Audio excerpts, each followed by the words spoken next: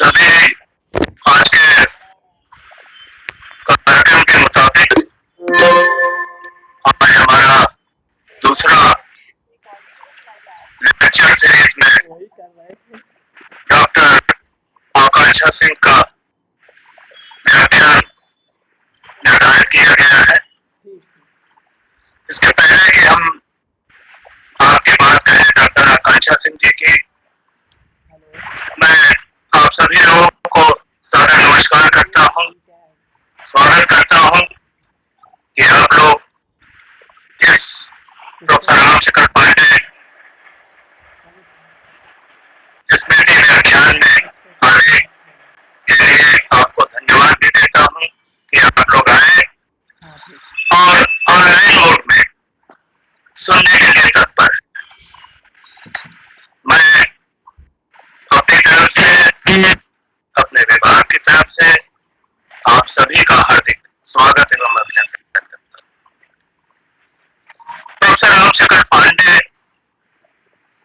जो कि हमारे गुरु भी रहे हैं, उनके अंडर में मैंने पीएचडी शोध ग्रंथ सबमिट किया, डिग्री प्राप्त किया और उसके पश्चात भी हमारा संबंध गुरु और शिष्य का बना रहा। आप लोगों को, बहुत लोगों को मालूम होगा कि मैं अपनी सेवाएं यही क्रिश्चियन महाविद्यालय में स्टार्ट करने के पहले मैं 14.5 वर्ष नागालैंड में किया।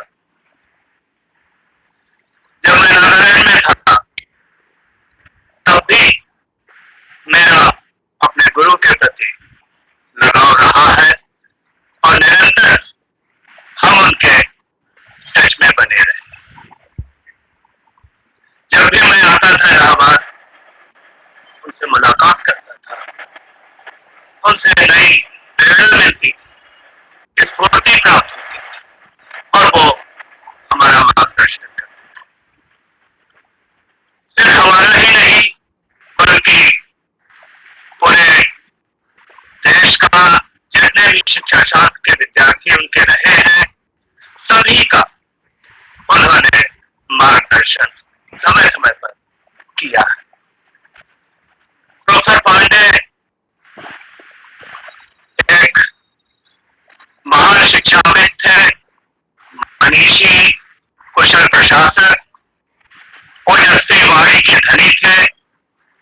साथ ही उनका उर्दू, हिंदी, संस्कृत, अंग्रेजी पर समान अधिकार था। वो नॉर्थ ईस्टर्न हिल यूनिवर्सिटी नेहरू में भी वहां 15 दिन के लिए लेक्चर देने गए थे और विशेष रूप से शिक्षा दर्शन। आप लोग पढ़ते आए हैं, उनकी किताबें पढ़ते होंगे। साथ ही वो नागालैंड में गए थे, नागालैंड यूनिवर्सिटी में कोहिमा कैंपस में, वहां भी उन्होंने लेक्चर दिए थे। तो इससे आप अंदाजा लगा सकते हैं कि उनकी ख्याति कितनी रही। वो अपने देश ही में नहीं बल्कि विदेशों में भी लेक्चर देने गए, जैसे कोरिया, चीन, थाईलैंड आदि जगहों पर भी उन्होंने अपने विचारों से वहां के लोगों को लाभान्वित किया है। मैं ज्यादा कुछ न कहते हुए आज की जो मुख्य वक्ता है डॉक्टर आकांक्षा सिंह जी, उनका भी हृदय से स्वागत करते हैं। साथ ही मैं यह भी इसी समय कह लेना चाहता हूं कि अपनी कृतज्ञता भी व्यक्त कर लूं कि उन्होंने हमारे आग्रह पर आज का व्याख्यान देने के लिए जहमत उठाई। डॉक्टर आकांक्षा जी, वैसे तो आपने शिक्षा दीक्षा मुख्य रूप से लखनऊ विश्वविद्यालय से लिया है, आपने बीएड, एमएड, पीएचडी सब वहीं से किया है। इसके बाद आपने एक और डिग्री प्रोफेशनल ले ली है शायद, if I am not mistaken, MBA की डिग्री। कहाँ शिक्षा शास्त्र, कहाँ एमबीए। कोई मैच नहीं करती, लेकिन आपने उसमें भी महारत हासिल की। अभी आपने देखा होगा, सुना होगा कि विश्वविद्यालय शिक्षा शास्त्र विभाग ने कई प्रोग्राम्स आयोजित किए, वेबिनार्स काफी किए गए, लेक्चर सीरीज काफी आयोजित की, जिन सब में आप लोगों की, आपकी सक्रियता रही, जिसकी वजह से ही ये सब कार्यक्रम सफल हो सके। मैं अपने विभाग के सहभागियों को भी ये मौका देना चाहूंगा कि उन्होंने भी बड़ी तत्परता के साथ इस ऑनलाइन प्रोग्राम को आयोजित करने में हमारी बड़ी मदद की, जिसके फलस्वरूप आज हम लोग यहाँ पे पहुंच रहे हैं इस रूप में। मैं डॉक्टर आकांक्षा सिंह जी से निवेदन करूंगा कि वो आज अपना व्याख्यान दें, जिससे हम सभी लोग उनके विचारों से लाभान्वित हो सके। Doctor Akanksha Singh ji. Thank you, sir. Namaste.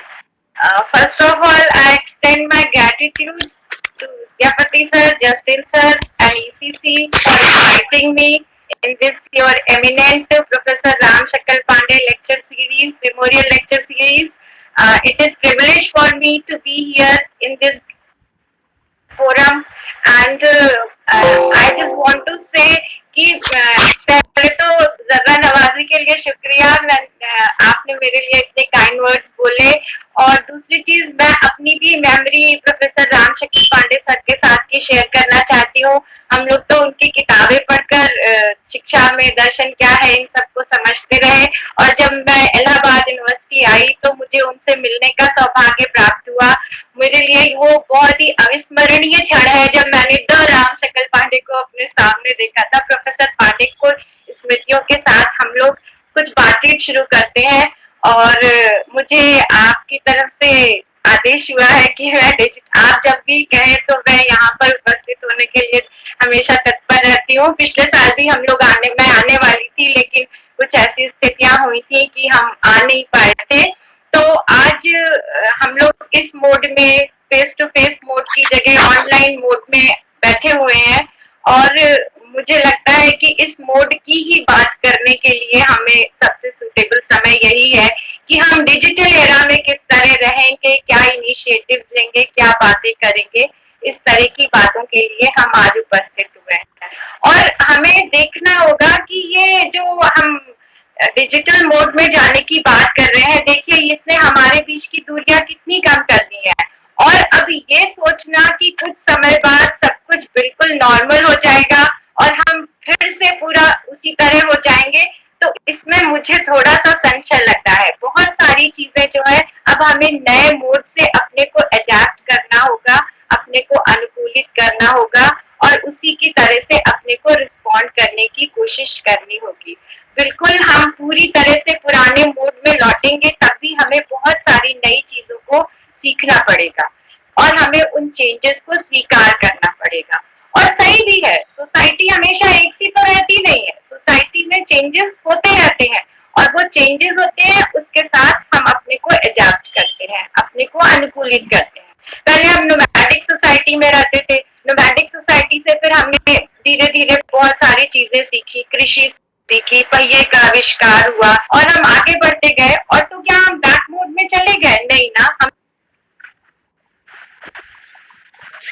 बदलते रहे। मुझे पता है यहाँ पर हमारे ज्यादातर अंडर ग्रेजुएट, पोस्ट ग्रेजुएट के स्टूडेंट्स के साथ मुझे कम्युनिकेट करना है, तो मैं थोड़ा बेसिक से चलने की कोशिश कर रही हूँ कि हम सब जानते हैं कि हम कहते हैं कि हमारे समाज में बहुत सारी क्रांतियां हुई, जैसे एग्रीकल्चर के बारे में हमें जाना, फिर हम औद्योगिक क्रांति और फिर लेटर ऑन सूचना क्रांति के युग में जी रहे हैं।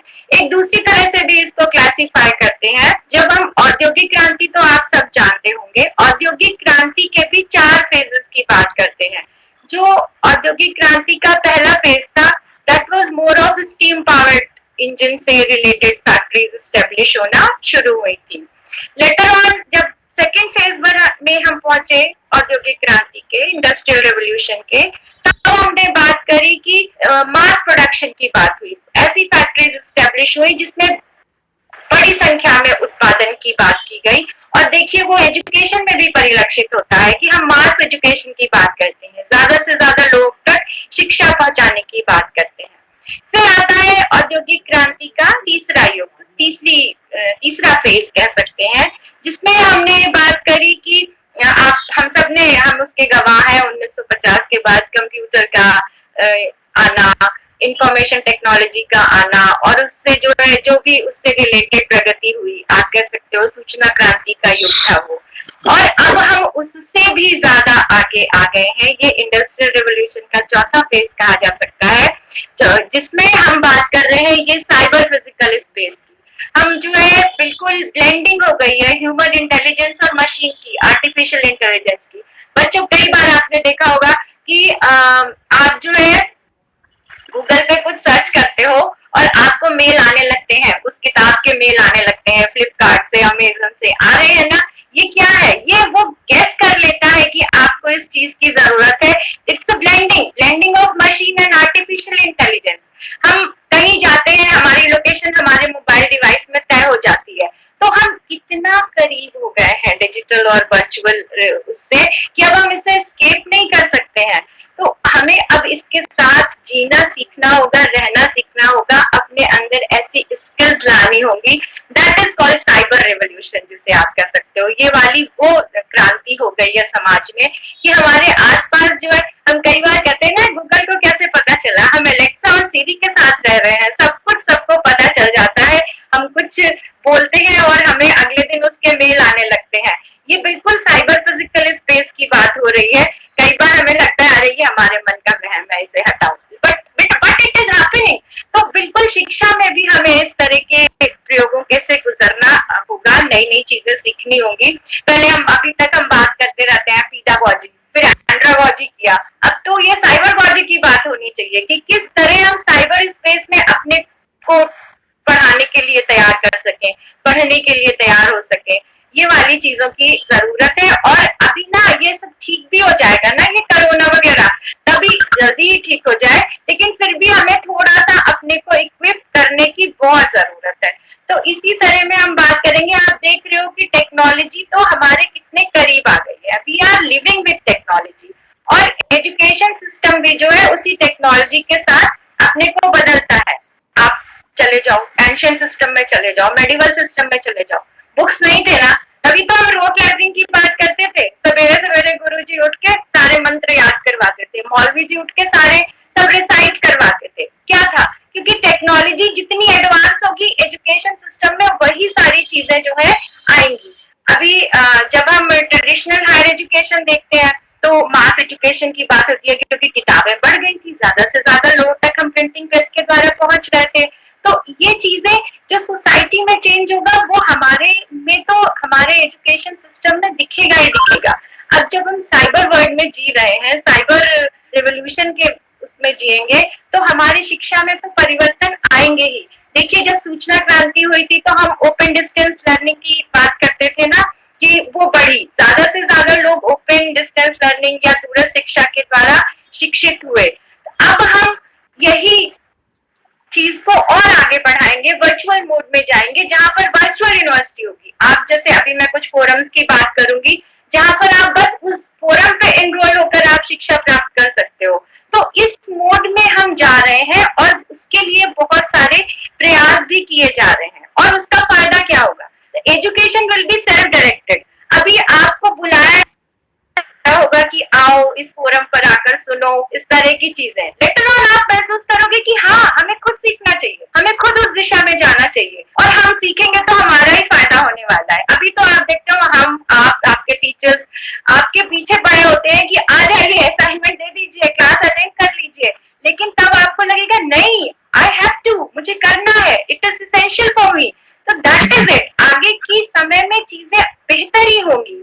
हमें इसके साथ जीना और इसके साथ खुद को तैयार करना बहुत जरूरी है। इससे हमारे स्किल डेवलपमेंट होगी। और वी कैन नॉट, अभी भी हम लोग ब्लेंडेड लर्निंग की तरफ तो बढ़ ही गए हैं। हम ऑनलाइन भी मैटर आपको प्रोवाइड करते हैं, हम क्लास में भी आपसे मिलते हैं। तो इस तरह की चीजें हमें अपने को सीखने के लिए बहुत अच्छे से तैयार करना है। और आप अभी नहीं, 2000 जब डिजिटल इनिशिएटिव इंडिया में शुरू हुआ था, डिजिटल भारत की बात हुई थी, तो 2015-17 से ये चीजें धीरे धीरे शुरू हो गई थी। आप ये नहीं कह सकते हो कि अभी ये एकदम से हो गया, कोरोना के आने से हो गया। बहुत सारे इनिशिएटिव्स चल रहे थे, सोसाइटी को तैयार करने की बात हो ही रही थी, और ये कोरोना ने उसको एकदम से एक्सीलरेट कर दिया, एकदम से हमें कह दिया कि हाँ अब तो if we are not going to change then तो we cannot survive, तो we need to change। आप अपने घर में देखो, बहुत सारे एल्डरी लोग हैं जो पहले बिल्कुल डिनाई करते थे कि नहीं, उन्हें स्मार्टफोन नहीं चाहिए, उन्हें नहीं करना है, लेकिन अब वो आ गए हैं, they are into this thing, they are enjoying all these things, connecting with friends on Facebook and all these things। We can also adapt very well। और आप लोग तो जो नए जनरेशन के लोग हो, वो तो बहुत जल्दी इन चीजों पे सीख लेते हो, मतलब जिनके लिए हम प्रैक्टिस करते हैं, हमें लगता है कि बच्चे बहुत जल्दी, मतलब ये हमारे यूजी पीजी के स्टूडेंट जो है या रिसर्च स्कॉलर्स हैं, बहुत जल्दी उन चीजों को पकड़ लेते हैं, जिसके लिए हमें मेहनत करनी पड़ती है, because you are very much near to technology. तो जरूरत है कि हम बहुत सारे वो चीजें, वो फोरम, उनको जाने समझे और उनका फ्रिक्वेंटली इस्तेमाल करें, है ना। अब एक सवाल यहाँ पर उठता है कि क्या हम तैयार हैं इसके लिए। बहुत सारे लोग ये कहेंगे कि अरे हमारे यहाँ तो बिजली का प्रॉब्लम है, इंटरनेट का प्रॉब्लम है, लेकिन अभी कुछ स्टडीज हुए हैं या पिछले 1-2 सालों में हुए हैं, वो कह रहे हैं कि 40% पेनिट्रेशन इंटरनेट का है हमारे भारत में। अभी जो मोबाइल सर्वे करते हैं, उन्होंने ये बताया, और वो भी मैं आपको दिसंबर का डेटा दे रही हूँ, हो सकता है पिछले 5-6 महीने में, अभी सर्वे होते होते रिजल्ट आते आते थोड़ा टाइम लग जाता है, तो ये और बढ़ गया हो। और 2017 की एक यूनाइटेड नेशंस की रिपोर्ट है, यूनिसेफ की, उन्होंने देखा कि 71% स्टूडेंट्स जो 15 से 24 एज ग्रुप के हैं, उनकी ऑनलाइन एक्सेस है।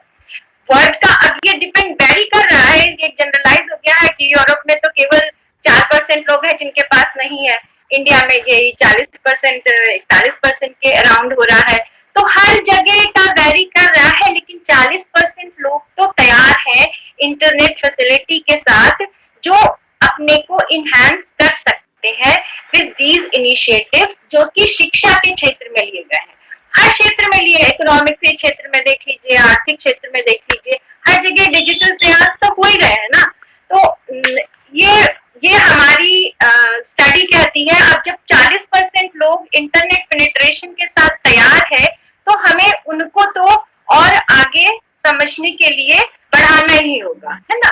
और अभी हफ्ते 10 दिन पहले आपने देखा होगा कि ये ऑनलाइन मोड के चक्कर में स्कूल्स वाले भी अपने बच्चों को मोबाइल लैपटॉप के आगे बिठा दिए हैं। ये क्या हो रहा है कि we are recreating face to face mode in online mode, ऐसे करने का प्रयास कर रहे हैं हम ऐसे बस 6 घंटे स्कूल में बिठवाते थे बच्चे को, तो अब हम 6 घंटे उसको आमने सामने बिठा दे रहे हैं स्क्रीन के। नहीं, इसके लिए हमें और अपने को ट्रेन करना है, इस तरह से तैयार करना है कि हम उनको अच्छा अनुभव प्रदान कर सके। तो इसी सेंस में जब बच्चों को बहुत देर बिठाया जा रहा था, तो एनसीईआरटी ने एक प्रजाक्ता रिपोर्ट अभी ही हफ्ते 10 दिन पहले ही लॉन्च किया है। उसमें उन्होंने बात की, वो सबके लिए एम्प्लॉय होगी कि किस प्रकार के हाउस होल्ड हमारे देश में है। तो उन्होंने 6 प्रकार के हाउस होल्ड बताए, 6 प्रकार के कैटेगरीज है जो इंटरनेट एक्सेस के आधार पर उन्होंने करी। तो हम भी देख सकते हैं कि हम उसमें कहाँ पर स्टैंड करते हैं। कि पहले एक कैटेगरी है घरों की, जहाँ पर इंटरनेट है, 4G है, लैपटॉप, कंप्यूटर, ये सारी फैसिलिटी है, उनका कनेक्टिविटी बहुत अच्छा है। दूसरा कैटेगरी है घरों का जिसमें इंटरनेट है, 4G इंटरनेट है, और स्मार्टफोन के थ्रू वो एक्सेस करते हैं इंटरनेट को अपने डिवाइस शिक्षा के लिए। तीसरी कैटेगरी है जहाँ पर इंटरनेट है लेकिन 3G स्मार्टफोन है, वहां पर कनेक्टिविटी का थोड़ा सा प्रॉब्लम आता है। फिर चौथी कैटेगरी है जहाँ पर टीवी है लेकिन DTH है, direct to home connection, cable, ये सारी फैसिलिटी है, और नॉर्मल फोन है। फिर चौथी कैटेगरी है जहाँ पर रेडियो है और बेसिक नॉर्मल फोन है, नॉट ए स्मार्टफोन।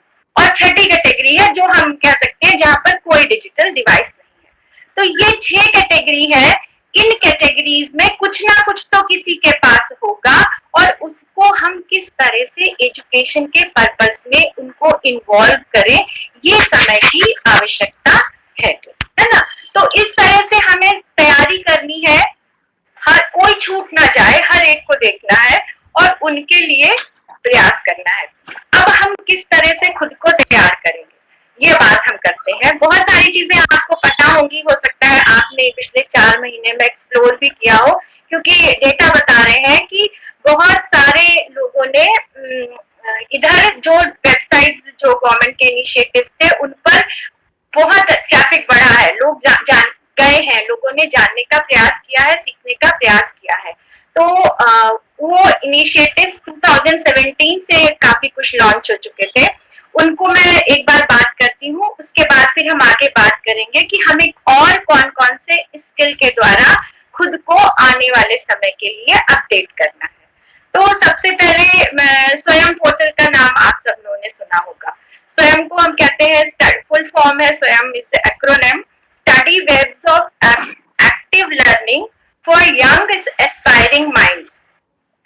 आप कभी स्वयं की वेबसाइट पे जाना, हमें टीचिंग में सिखाया जाता है कि हमें हर तरह के बच्चे को लेकर चलना होता है, जो जानते हैं और जो नहीं जानते हैं। इसलिए मैं बेसिक से आपको बताऊंगी, जिनको पता है उनको रिवाइज हो जाएगा कि आप स्वयं को गूगल पे डालिए, आप स्वयं पर जाएंगे तो आप वहां पर देखेंगे कि आपको जीमेल या आपने किसी अकाउंट से वहां पर एंट्री करनी होगी। वहां पर आपको दिखाएगा upcoming courses and ongoing courses. Ongoing courses में अगर आप देखोगे कि वो डेट है एनरोलमेंट की, तब तो आप उसमें एनरोल हो सकते हो। अदरवाइज जो अपकमिंग कोर्सेज है उसमें डिपेंड करेगा कि किस डेट पर वो शुरू हो रहे हैं। छोटे छोटे कोर्सेज होते हैं, क्रेडिट 2 क्रेडिट 4 क्रेडिट ऐसे करके कोर्सेज होते हैं। आप 2 महीने, 1 महीने, 4 महीने, 3 महीने, उनका ड्यूरेशन भी वेरी करता है। हफ्ते हफ्ते पर वो कंटेंट डालते हैं। आप उस कोर्स में, किसी भी कोर्स में अपने इंटरेस्ट के एनरोल हो सकते हैं। और बहुत ही 4 क्वाड्रेंट अप्रोच कहा जाता है इसको। इसमें आपको थोड़ा सा ई कंटेंट मिलेगा, कुछ वीडियोस मिलेंगे, कुछ डिस्कशन फोरम्स होंगे, कुछ आपके सेल्फ असेसमेंट होंगे और हर हफ्ते वो अपना मैटर अपलोड करते हैं और आप उसको गो थ्रू करिए अपनी कन्वीनियंस से, अपने घर में बैठकर। और ये क्या है, सेल्फ डायरेक्टेड लर्निंग है ना, आपको खुद मन कर रहा है। कई बार ऐसी चीजें जो हमने अपने रेगुलर पढ़ाई में नहीं कर पाए थी और मन था कि उस एरिया को जाने, और वो हम स्वयं के थ्रू सीख सकते हैं। और बहुत सारे यूजी पीजी लेवल, इवन इसमें जो है, अब तो ये कोरोना पीरियड में उन्होंने इसके एनआईओएस से रिलेटेड वीडियोस भी उसमें डाल दिए हैं, स्किल से रिलेटेड भी डाल दिए हैं, योगा, आर्ट, म्यूजिक, ऐसे भी पढ़े हुए हैं छोटे छोटे कोर्सेज। और एक और फायदा है कि आप अपने सेमेस्टर में 20%, टोटल सेमेस्टर का जो क्रेडिट है उसका 20% यहाँ पर ऐड करवा सकते हैं। और कुछ यूनिवर्सिटीज ने इसके लिए अपना नाम दिया हुआ है, और हमारी यूनिवर्सिटी, इलाहाबाद यूनिवर्सिटी, उसमें है।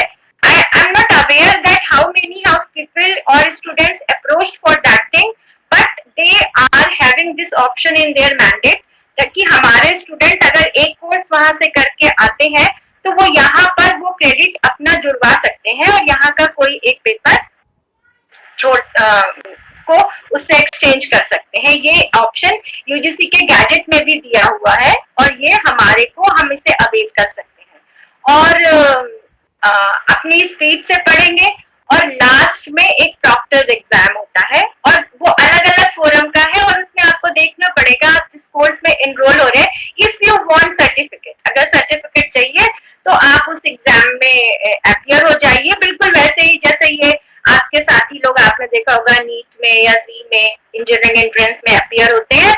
और कई बार वो उसके लिए कुछ नॉमिनल फीस लेते हैं, 500-1000 रुपए से लेंगे। और ये भी हो सकता है कि अगर आप एक सर्टेन परसेंटेज पाएंगे तो आपको वो रिटर्न भी हो जाता है। तो ये भी एक आपके लिए मोटिवेशन है कि if I get the good marks then I get back that money. इस तरह का स्वयं पोर्टल पर आप जरूर जाकर देखिएगा। कुछ इस छुट्टियों में एक कोर्स कर लीजिएगा तो आपको अच्छा लगेगा। दूसरा इनिशिएटिव अगर हम बात करें, अभी हमने बात करी ना किस तरह के हाउस होल्ड है। हो सकता है कि हमारे पास स्मार्टफोन ना हो, हम कंप्यूटर लैपटॉप ना हो, तो स्वयं प्रभा के चैनल्स हैं, 32 चैनल्स हैं।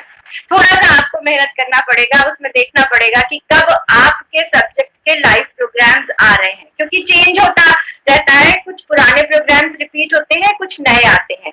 और जो इनके 32 चैनल्स है, इसमें जो अगर आपके यहाँ केबल है, डिश है, तो सर्विस प्रोवाइडर के भी हिसाब से वो चैनल नंबर्स हैं उनके, वो आपको एक्सप्लोर करने पड़ेंगे। अदरवाइज इसके ऐप के थ्रू भी आप इसमें जा सकते हो।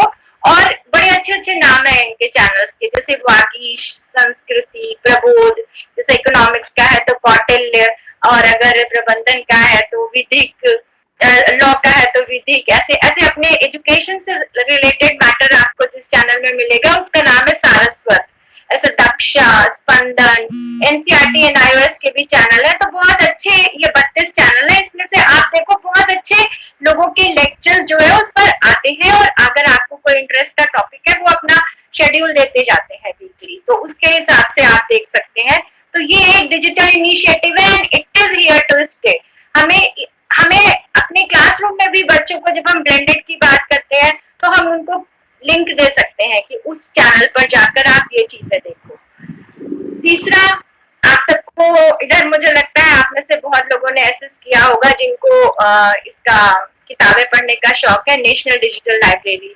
इसमें बहुत सारे किताबों का, ई बुक्स का संग्रह है, आप बहुत सारी किताबें पढ़ सकते हो, जर्नल्स है, और वहां पर एक बार आपको, इसका भी ऐप है, और एक बार आपको लॉग इन करना पड़ेगा and later on sign up करके, और फिर आप अपना आईडी पासवर्ड सेव कर लीजिएगा और आप एक्सेस कर सकते हैं। डिजी लॉकर का नाम सुना होगा आप लोगों ने, बहुतों के फोन में होगा, जिसमें हम अपना आधार और ये पासपोर्ट और ड्राइविंग लाइसेंस ये सब डाल लेते हैं, और वो ऐसे फोटो खींचकर अगर आप अपने मोबाइल में किसी को दिखाते हैं तो that is not valid. But when you go through with DigiLocker, उसके थ्रू आप अपना ये सारा आधार और ड्राइविंग लाइसेंस दिखाते हैं तो वो वैलिड होता है, क्योंकि वो आपके आधार से उसको कनेक्ट करता है। उसी तरह ये जो है नेशनल एकेडमिक डिपॉजिटरी है। हम लोग तो पुराने पास आउट है, हमारा तो नहीं, लेकिन आप लोग जो बच्चे अभी एग्जाम्स देते हैं, और अगर आपके इंस्टीट्यूशन का उनके साथ सही टाई अप है, तो आपकी जो डिग्री है, जो आपका सर्टिफिकेट है, वो डायरेक्टली जो है इसमें चला जाता है, एनएडी में, नेशनल एकेडमिक डिपॉजिटरी में।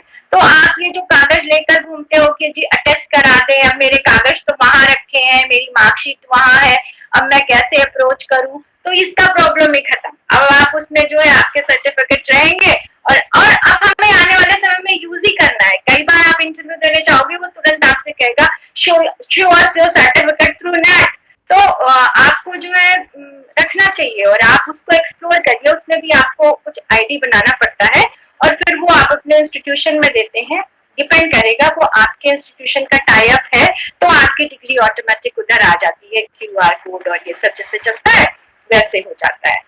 तो ये बहुत सारे ऐसे इनिशिएटिव्स हैं जिनके बारे में हमें जानना चाहिए, और जानना ही नहीं, करना भी चाहिए है।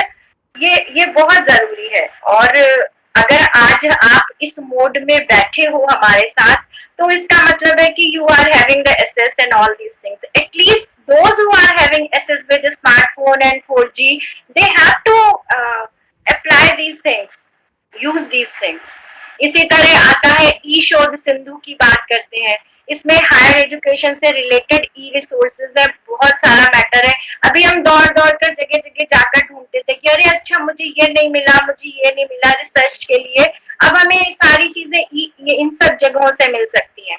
अभी कल मैं लेक्चर सुन रही थी, उसमें बात हो रही थी कि लैब्स कैसे होंगे, एक्सपेरिमेंट्स कैसे होंगे। एक वर्चुअल लैब का प्रोजेक्ट है, 700 से ज्यादा जो है वेब इनेबल्ड एक्सपेरिमेंट्स उसमें है। वो आप वर्चुअल लैब करके खोलिएगा तो वहां पर बहुत सारे ऐसे एक्सपेरिमेंट्स हैं जिनका एक्सपोजर किस तरह स्टूडेंट्स को दिया जा सकता है साइंस में, वो हम उनको दे सकते हैं। That is very important and it's initiative for the government. Why? To use for better use ना, तो इसलिए हम उसको अच्छे से इस्तेमाल कर सकते हैं।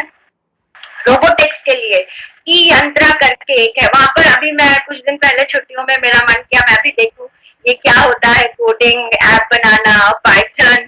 तो मैंने जाके देखा वहां पर बहुत सारे ऐसे टीचर्स हैं, इंजीनियरिंग कॉलेज के टीचर्स हैं जो इनको सिखाते हैं, ऑल्दो वो मुझे थोड़ा डिफिकल्ट लगा तो मैं निकल ली, लेकिन आप जो लोग को इंटरेस्ट है और आप नहीं गए उस क्षेत्र में, तो भी आप वहां पर जाकर देख सकते हो। ऐसे ही अभी ये इनिशिएटिव तो गवर्नमेंट का सारे इंस्टीट्यूशंस के लिए चल रहा है, कैंपस कनेक्टिविटी, कैंपस में सुविधाएं देनी चाहिए, कैंपस में वाईफाई होना चाहिए, इस तरह की चीजें। तो ये तो गवर्नमेंट लेवल पर हो रहा है, आप लोग देखते होंगे कि प्रयास किए जा रहे हैं, इंस्टीट्यूशंस में वाईफाई और ये सुविधाएं देने की बात हो रही है, तो ये भी एक इनिशिएटिव ही है। इसके बाद ये जो आपने देखा होगा कोचिंग संस्थान चलते हैं ये बच्चों को आईआईटी और ये सब प्रिपरेशन कराने के लिए, इंजीनियरिंग की प्रिपरेशन कराने के लिए। तो आईआईटी वालों ने अपना खुद का एक ऐसे चलाया हुआ है प्रोग्राम जिसमें वो बच्चों को तैयार करते हैं कि how they can prepare for the coming examinations, entrance exam के लिए तैयार करते हैं। उसमें उनके talk to teacher, ask the question, इस तरह के पोर्टल्स हैं, इस तरह के जगह है जहां पर आप जाकर, एक सर्टेन टाइम होता है उसमें टीचर अवेलेबल होता है आप के लिए नहीं, लेकिन आप अपने स्टूडेंट्स को आगे के टाइम में जब आप एजुकेशन में होंगे और उनको जरूरत होगी तो उनको बता सकते हैं कि किस तरह के इनिशिएटिव्स हैं। नहीं तो बच्चे सोचते हैं कि नहीं अब तो यही एक तरीका है कि अब हम कोचिंग जाएंगे, एक साथ एक पैटर्न बन गया है कि 10वीं करेंगे, 12वीं करेंगे, कोचिंग जाएंगे, फिर कहीं जाएंगे। तो कोचिंग क्यों जाएंगे जब इतनी सारी चीजें अवेलेबल है, तो वहां से खुद को खुद तैयार करेंगे, है ना। तो ये बहुत सारे प्रयास हैं जो हो सकते हैं। ऐसे ही ई आचार्य एक है, आज का क्वेश्चन में मैंने आपको बताया ना कि थोड़ी देर एक स्टिपुलेटेड टाइम होता है, उसमें आपको टीचर और वहाँ सिंक्रोनस मोड में मिलता है, आप उससे बात कर सकते हो, आप उससे अपना सवाल पूछ सकते हो, इस तरह का चीज। फिर ई आचार्य एक इनिशिएटिव है, इसमें ये इंटीग्रेटेड ई कंटेंट पोर्टल है। जो भी सारे पोर्टल्स में जो बहुत सारे थीम थे उनको मर्ज करके ये बनाया है इन्होंने, जहां पर आप बहुत सारी सूचनाएं प्राप्त कर सकते हैं। एक ऐसे ही इनिशिएटिव है ई विद्वान। ई विद्वान में जो भी साइंटिस्ट एंड रिसर्चर्स का डेटाबेस है, कौन किस क्षेत्र में काम कर रहा है, इस तरह की चीजें ई विद्वान में हमें मिलती हैं।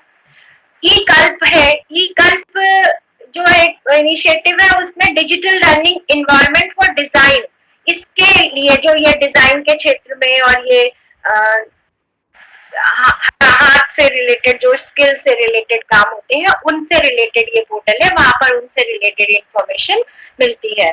और स्पोकन ट्यूटोरियल, कई बार हम कुछ भाषाएं सीखना चाहते हैं, इसमें भी आप जाकर देखिएगा, हाँ कहीं पर थोड़ा सा नॉमिनल चार्जेस है और कहीं पर आपको बिल्कुल एक्वेंट करते हैं कि किस तरह एक उनका असिस्टेंट होगा, बिल्कुल वो जो अभी मैंने बात करी मशीन और ह्यूमन के इंटरेक्शन की, वो आपकी लर्निंग को इनहांस करेगा, आपकी लैंग्वेज एबिलिटी को ठीक करने का प्रयास करेगा। तो इस तरह से वो स्पोकन ट्यूटोरियल में बहुत सारी भाषाएं हैं जो आप सीखना चाहें, और इन सब के एप्स हैं, इन सब के थ्रू आप जा सकते हैं और इन चीजों को एक्सप्लोर करिए। कहीं ना कहीं आपको लगेगा कि कुछ ना कुछ अच्छा आप सीख रहे हो, घर बैठ के सीख रहे हो और अपने डिवाइस का 100% उपयोग कर रहे हो।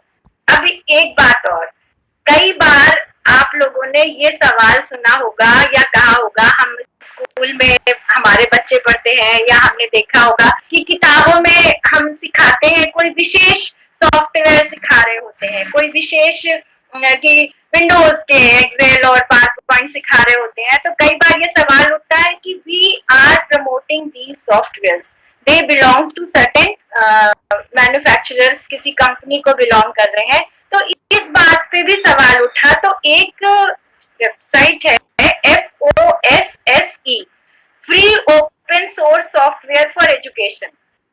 इसमें वो प्रमोट करते हैं कि आप उन सॉफ्टवेयर का प्रयोग करिए, जैसे आप कई बार कहते होंगे कि वो मैंने किया, अब उसके बाद कहता है कि पैसे दो। अभी हम लोग यूज करते थे कुछ Chinese app, without naming them I am telling you, कि जब आप कुछ काम कर लेते थे तो वो कहता था ऐसा करने के लिए पैसे दो, इतने डॉलर चाहिए, तब हम आगे आपको वो सर्विसेज प्रोवाइड करेंगे। या आप में से बहुत लोग अपने फोन में कुछ ऐप्स डाउनलोड करते होंगे और वो कहता है कि हमें आप पेमेंट करिए, तब हम आगे इतनी फैसिलिटी आपके लिए खोलेंगे। तो नहीं, गवर्नमेंट कहती है कि ऐसे सोर्सेज होने चाहिए, फ्री सोर्स सॉफ्टवेयर होने चाहिए, जो कोई जिस पर ये ना कहे कि हाँ ये यूज करने पर आपको इतना पैसे लगेगा। जैसे बहुत सारे चलते हैं इसमें, उबंटू एक है, या बिल्कुल जो MS ऑफिस की तरह एक फ्री सॉफ्टवेयर है, उसे हमें डाउनलोड करना पड़ता है अपने सिस्टम पे, वो लिब्रे ऑफिस करके है। वो बिल्कुल सारे फीचर्स उसके जब आप काम करोगे तो लगेगा कि MS ऑफिस पर आप काम कर रहे हो। तो ऐसे फ्री सॉफ्टवेयर का आप वहां पर जाकर देख सकते हो कौन से फ्री सॉफ्टवेयर अवेलेबल है जो आपसे पैसे नहीं मांगेंगे, और आप उनको जो है यूज करें और ज्यादा से ज्यादा इस्तेमाल करें। इस तरह की चीज ये तो थे जो हमने देखे कि गवर्नमेंट ने ये इनिशिएटिव्स किए हुए हैं जो हमारे लिए वर्ल्ड वाइड वेब पे अवेलेबल है, जिनको हम जाकर यूज कर सकते हैं। इसके अलावा अब मैं थोड़ी सी बात करना चाहूंगी कि इस समय में हमें कौन सी स्किल्स अपने अंदर डेवलप करनी है जो इंडिस्पेंसिबल है, आने वाले समय में बहुत ज्यादा जिनकी जरूरत है। आई मस्ट कन्फेस कि मैंने भी अभी पिछले 4 महीनों में बहुत सारे ऐसी चीजें सीखी जो पहले नहीं सोचते थे कि क्या जरूरत है, इनको सीखकर क्या करेंगे, लेकिन अब लगा कि नहीं, बहुत जरूरत है। जैसे ये अभी हम बात ही कर रहे हैं कि ये मीटिंग एप्स जो है, वीडियो कॉन्फ्रेंस के स्किल्स जो है, किस तरह से हमें किस मीटिंग ऐप के थ्रू जाना है, जूम के थ्रू जाना है कि जियो मीट के थ्रू जाना है कि गूगल मीट के थ्रू जाना है, कौन हमें कौन सी फैसिलिटी प्रोवाइड कर रहा है, ये सारी चीजों को, वो गो टू वेबिनार है, बहुत सारे ऐप्स है जिनके थ्रू आप जो है मीटिंग कर सकते हो, वीडियो कॉन्फ्रेंसिंग कर सकते हो, किसमें क्या फीचर है, किस तरह एंट्री करना है, किस तरह मीटिंग शेड्यूल करना है, किस तरह मीटिंग एंड करना है, मीटिंग के क्या एटिकेट्स होने चाहिए, हमें कि अपना, हम बहुत लोग कहते हैं पिन हो गए, हम ऑफ नहीं कर पा रहे हैं कैमरा, इस तरह का चीजें, हम अपना वॉइस नहीं म्यूट कर पा रहे हैं। बहुत सारी ऐसी चीजें हैं जो हमें सीखने की जरूरत है। आने वाले समय में देखो आपके, और ये आप जो देख रहे हो ना इधर, ये पूरे आप सोशल मीडिया के थ्रू देख रहे हो, ये जो एकेडमिक हलचल हो रही है, ये हलचल इसलिए है कि हम हम एक दूसरे को, अपने स्टूडेंट्स को ये फोरम प्रोवाइड कर रहा है। हम तो सीख लेंगे, लेकिन हमारे बच्चे कैसे सीखेंगे? This is it. आपका इंस्टीट्यूशन अगर आपको इस मोड में लेकर सिखा रहा है, आपको बुला रहा है, आपको इन्वॉल्व करने की कोशिश कर रहा है, it is more of learning for you. They are motivating you कि आप इस तरह से सीखो, आप इस तरह से समझो, आप यहाँ के एटिकेट्स को जानो, है ना। तो ये जो अभी ये मजाक की बात नहीं है कि अरे अब उनके यहाँ होने लगा, फिर उनके यहाँ वेबिनार होने लगा, ये हम अपने लिए नहीं कर रहे, हम अपने बच्चों के लिए कर रहे हैं। हम उन्हें बता रहे हैं कि ये मोड है, हमें इस तरह दूर अकेले नहीं बैठना है, हमें ज्यादा से ज्यादा मिलने की कोशिश करनी है ऑनलाइन फोरम पे, इस वर्चुअल फोरम पे। हमें तैयार होना है इस डिजिटल वर्ल्ड के लिए, इस साइबर वर्ल्ड के लिए, और साइबर वर्ल्ड में अपनी प्रेजेंस दिखाने के लिए, है ना। तो ये हमें ये सीखने की जरूरत है, और यहाँ के एटिकेट सीखने की जरूरत है। अकेले में, अब मुझे अभी ही पता चला, ये जियो मीट नया था, मैं अकेले में वो मीटिंग लगा लगा के देखती थी कि कैसे इस मीटिंग में जाते हैं और कैसे आते हैं। तो आप ऐसे ऐप्स डाउनलोड करके आप ही सीख सकते हो कि ये क्या दब जाता है तो क्या हो जाता है, कैसे हमारा मुंह बीच में दिखने लगता है, कैसे हमारा मुंह दूर दिखने लगता है, एंड कैसे हम दूसरे को डिस्टर्ब कर देते हैं। कई बार हम अपने म्यूट नहीं होते हैं, कई बार हमारे कैमरे से पता नहीं कहाँ कहाँ हमारे पूरे घर का हिस्सा दिखने लगता है। तो ये कैसे मीटिंग में एंट्री करते हुए वीडियो ऑफ कर देते हैं। जैसे आपको क्लास में बैठने के तरीके हम लोगों ने सिखाए थे बचपन से या क्लासरूम में, बिल्कुल वही तरीके अब आपको नेट पर सीखने होंगे और हमें भी सिखाने होंगे, because we think that you new generation is more techno friendly. तो बहुत सारी ऐसी चीजें हैं जो हमें सीखनी है आने वाले समय में, और हम लोग सीख भी रहे हैं। पिछले 4 महीनों में भी हम लोगों ने बहुत कुछ सीखा है।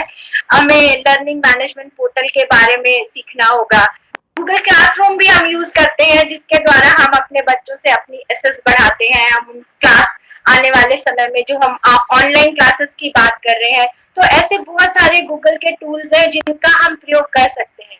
गूगल क्लासरूम उसमें से एक बहुत इफेक्टिव टूल है, जिसमें आप अपने बच्चों, स्टूडेंट से कनेक्ट हो सकते हो। आपका टीचर आपको कोड भेजेगा, क्लासरूम कोड भेजेगा, आप उस क्लासरूम के थ्रू कनेक्ट हो सकते हो। उसमें भी अभी मैंने पिछले दिनों अपने स्टूडेंट्स के साथ किया। बहुत सारे, मुझे अच्छा लगा कि बच्चे तुरंत समझते हैं, टेक्नोलॉजी को ग्रास्प करते हैं और वो क्लास में अटैच हुए। कुछ नहीं भी हो पाए, नहीं समझ पाए, और कुछ जैसे फिर मैंने असाइनमेंट दिया, वहां पर असाइनमेंट टीचर दे सकता है, बच्चों से असाइनमेंट ले सकता है, बच्चों ने असाइनमेंट अपलोड किए। अब आप एक्सप्लोर करोगे तभी तो आप जानोगे कि असाइनमेंट कहाँ पर अपलोड करना है। क्या हुआ कि वहां पर प्लेस होता है कि असाइनमेंट यहाँ पर अपलोड करना है। कुछ बच्चों ने ऐसी जगह अपलोड कर दिया कि उनका असाइनमेंट सब देख सकते हैं। गलती हुई ना, वो असाइनमेंट तो सारे कॉपी कर सकते हैं, आपका सारे डाउनलोड कर सकते हैं। यू नीड टू नो कि आपको कहाँ पर अपना असाइनमेंट अपलोड करना है। जहां पर टीचर क्वेश्चन दे रहा है वहां पर नहीं करना है, आपको अपलोड असाइनमेंट का एक जगह होगा। तो आप जैसे आप नॉर्मली अपने फोन को घुमा घुमा के देखकर बहुत सारी चीजें सीख लेते हो, तो ऐसे इन एजुकेशनल चीजों पर जाकर आप सीखने का कोशिश करो। आप देखोगे तो बहुत सारी ऐसी चीजें मिलेंगी जो आपको आगे हेल्प करेंगी। और ऐसा नहीं है आने वाले समय में चीजें बदलेंगी, आप टीचिंग में जाओगे तो आपको अपने बच्चों से कनेक्ट होने के लिए ये आना होगा, और आपके स्टूडेंट्स जो उनको आगे काम करना है, उनको तो इस मोड में जाना ही पड़ेगा। इसलिए ये सारी चीजें सीखने की जरूरत है और आगे अपने स्टूडेंट्स को सिखाने की जरूरत है। तो ये जो है डिजिटल इनिशिएटिव में मैं वो सारी बातें प्रोपेगेट करना चाहती हूँ और अपने स्टूडेंट्स को बताना चाहती हूँ कि इन चीजों का प्रयोग करना शुरू कर दीजिए और करके सीखना। This is hands on training. जितना आप करोगे उतना सीखोगे। आगे में जैसे आज आप जितने बच्चे 10, 20, 50 बच्चे जुड़े होंगे इस फोरम में, आगे में आपके लिए आपका कॉलेज जैसे वर्कशॉप मोड में आपको करा के सिखा सकता है। आपको छोटे छोटे असाइनमेंट दिए जा सकते हैं, वो असाइनमेंट आप अपलोड करिए। मतलब मैं तो ये कहती हूँ कि आने वाले समय में हम जो इंटरनल में असाइनमेंट लिखवाते हैं और बच्चे लिख लिख कर दे रहे होते हैं, उससे बेहतर है कि हम कहें कि अपलोड कर दो, उसे ईमेल पर भेज दो। बच्चे कई चीजें सीखेंगे, मेल करना सीखेंगे। बहुत सारे बच्चे जब हमारे यहाँ ग्रेजुएशन में आते हैं तो कहते हैं कि हमने तब अपना ईमेल आईडी बनाया, लेकिन भला हो स्मार्टफोन का कि वो चलता ही ईमेल आईडी से है। तो बच्चों को एक ईमेल आईडी तो बनानी ही पड़ती है।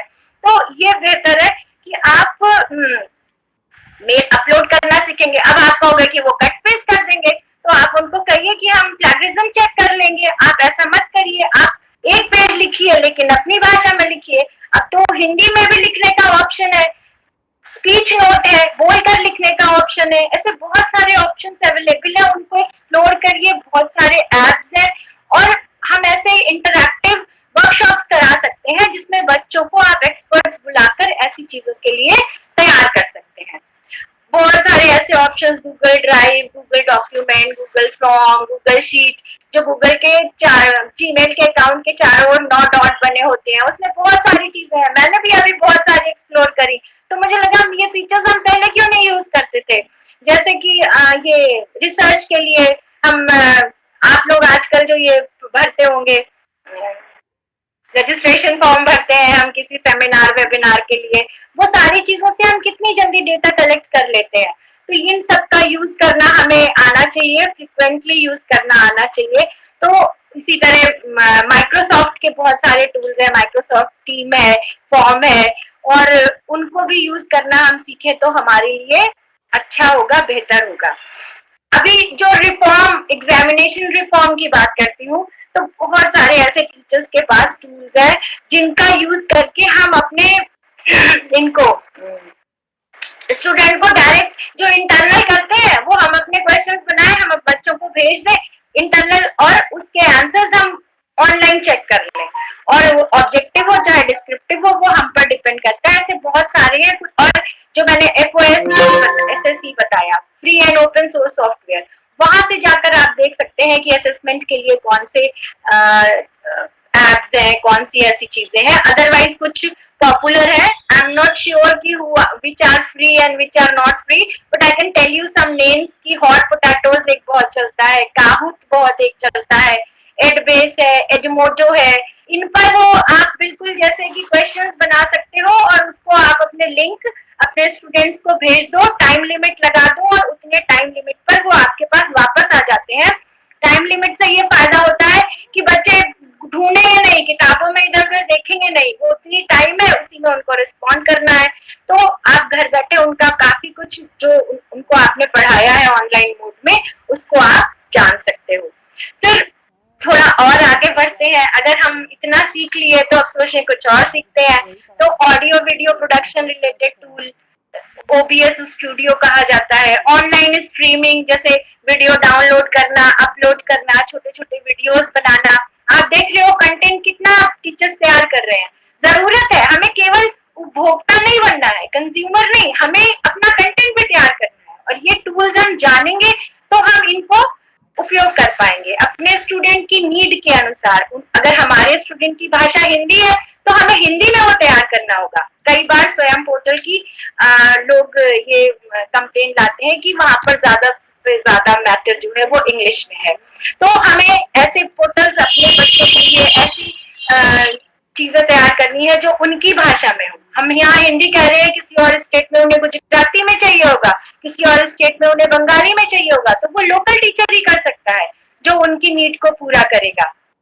कंप्यूटर ग्राफिक्स, कंप्यूटर एनिमेशन, ये सारी चीजें, और इनके लिए अब तो बहुत ही इंटरएक्टिव, जैसे बिल्कुल वर्ड पर हम सब काम कर लेते हैं, वैसे ही ऐसे टूल्स हैं, ऐसे एप्स हैं जिनके थ्रू हम सब इजीली उन्हें बना सकते हैं। तो हमें ये सीखने की जरूरत है।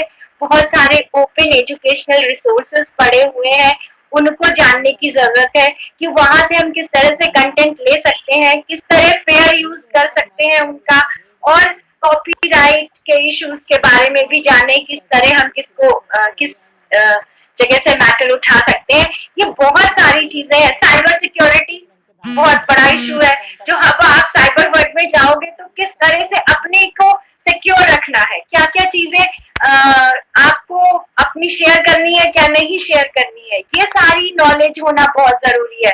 जब हम डिजिटल वर्ल्ड में जा रहे हैं, जैसे घर से निकलते हो स्कूल के लिए, कॉलेज के लिए, तो सिक्योरिटी मेजर्स लेके चलते हो ना, किस तरफ पे चलना है, किस तरह से ट्रैफिक रूल्स फॉलो करने हैं। तो बिल्कुल वैसे ही जब आप डिजिटल इनिशिएटिव में जाओगे तो आपको इन चीजों का भी ध्यान रखना है कि क्या हमारे साइबर सिक्योरिटी के नियम है, क्या हमें फॉलो करना है, किस तरह अपने प्राइवेसी का ध्यान रखना है, ये भी बहुत जरूरी है। और बहुत फायदे हैं इसके।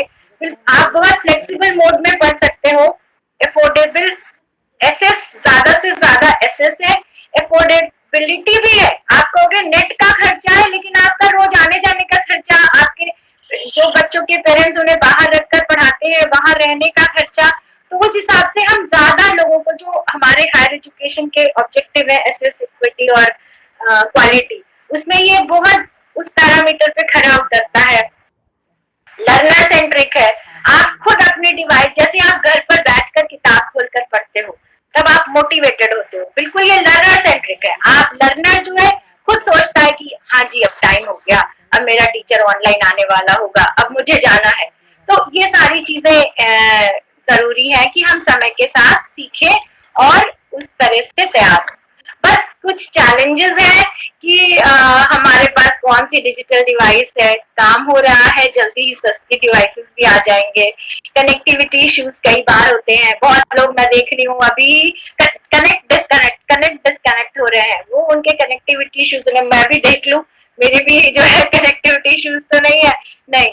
तो इस तरह की चीजें जो है चैलेंज होती है कि हमें कई बार हम नहीं एसेस कर पाते हैं, तो वो एक थोड़ा सा प्रॉब्लम है। ज्यादा कितने लोगों के पास रीच है ऐसी डिवाइसेस की, ये प्रॉब्लम है। फिर लैंग्वेज से रिलेटेड बैरियर्स हैं, कई बार हमें उस भाषा में अपना मन का वो मैटर नहीं मिलता है जो हमें चाहिए होता है।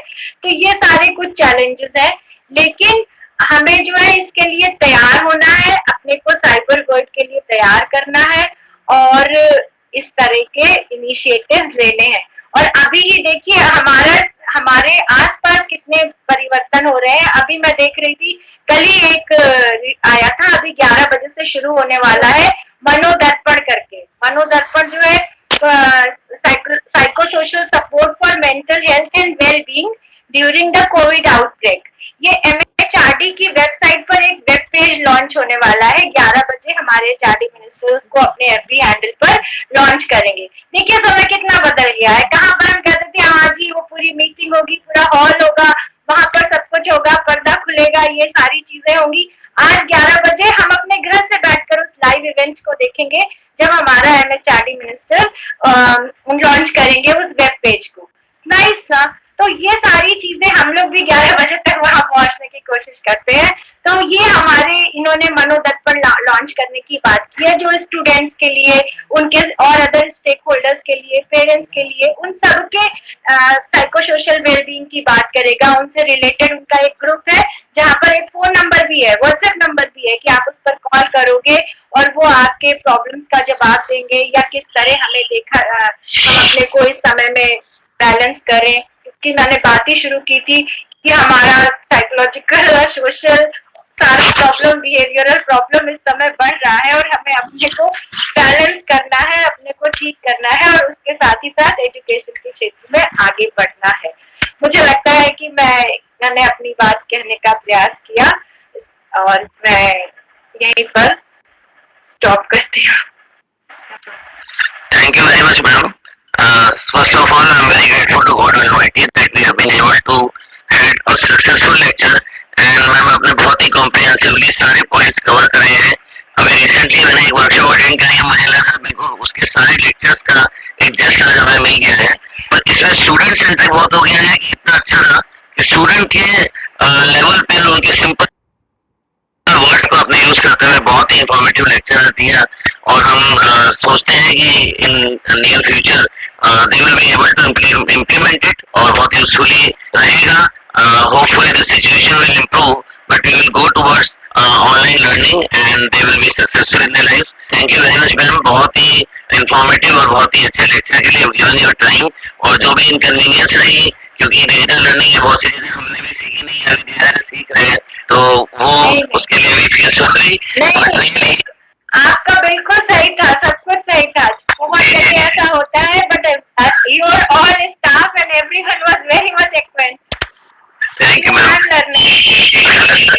Thank you, ma'am, very much. And I also thank my head sir and all my colleagues for being a support to successfully complete this lecture. I also give my thanks to all the students and the participants.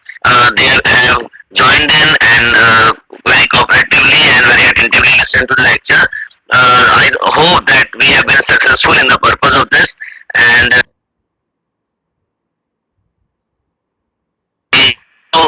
मैं अपने श्रद्धांजलि देना चाहूंगा professor Ramshankar Pandey sir को। मैं भी उनसे directly नहीं इन्वॉल्व रहा, लेकिन जब भी मिला हूँ तो बहुत ही स्मृतियां हैं, तो वो भी अर्पित करना चाहूंगा। और एक बार फिर से मैम को, सर को, सभी को धन्यवाद करते हुए hopefully I think Shivam we can close the meeting now. ठीक है ma'am, thank you sir, thank you. Thank you ma'am, thank you.